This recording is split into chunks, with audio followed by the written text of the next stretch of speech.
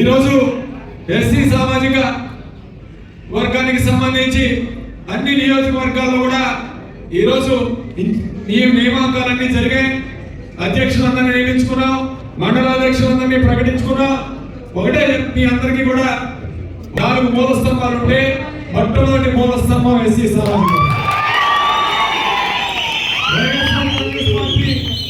ఇప్పటికి కూడా చెక్కు చెదరకుండా ఈ రాష్ట్రంలో ప్రజాదరణ పొందుతుంటే దానికి కారణం ఎస్సీ సోదరుల కష్టం.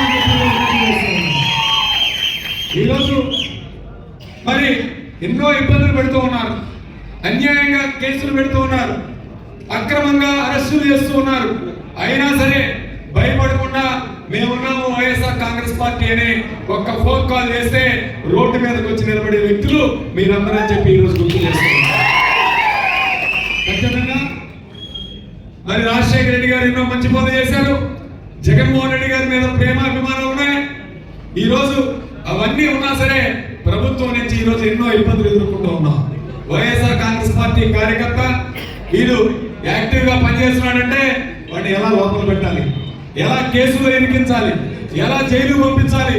మా నియోజకవర్గంలో రావిపాడు గ్రామంలో ఎస్సీ సోదరులు రామకోటేశ్వరరావు మరియు సుబ్బారావు అనే 2 వ్యక్తుల్ని ఎప్పుడో 2022లో జరిగిన కేసుకి లోపల పెట్టి దాదాపు 45 రోజులు జైల్లో ఉండి వాళ్ళిద్దరిని కూడా బయటికి తీసుకురావడం జరిగింది. నేను ఒకటే చెప్తా ఉన్నాను, భయపడకుండా ఎవరైతే పోరాటం చేస్తారో ఈ రోజు వాళ్ళే వైఎస్ఆర్ కాంగ్రెస్ పార్టీలో ముందుంటారని చెప్పి ఈరోజు ఎవరు కూడా భయపడాల్సిన అవసరం లేదు. ఇప్పటికే సంవత్సరానికి అర్థమైంది తెలుగుదేశం పార్టీ వాళ్ళకి.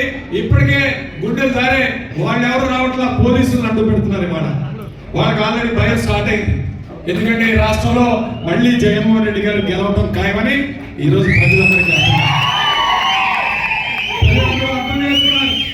మేమేదో చంద్రబాబు నాయుడు ఇచ్చిన సూపర్ 6 కానీ సూపర్ 7 కానీ ఆశపడి మోసపోయాం. జగన్మోహన్ రెడ్డి గారిని ఈరోజు పోగొట్టుకున్నామని ప్రజల్లో ఒక బాధ ఉంది. పాలిచ్చే గేదెను పోగొట్టుకొని దున్నపోతు తెచ్చి ఇంట్లో పెట్టుకున్నట్టు ఈ రాష్ట్రంలో అది పరిస్థితి. ఇలాంటి పరిస్థితుల్లో ఖచ్చితంగా మళ్ళీ జగన్మోహన్ రెడ్డి గారు ఈరోజు విజయం సాధించడం ఖాయమని అన్ని వర్గాల వారు కూడా ఈరోజు ఒకటే.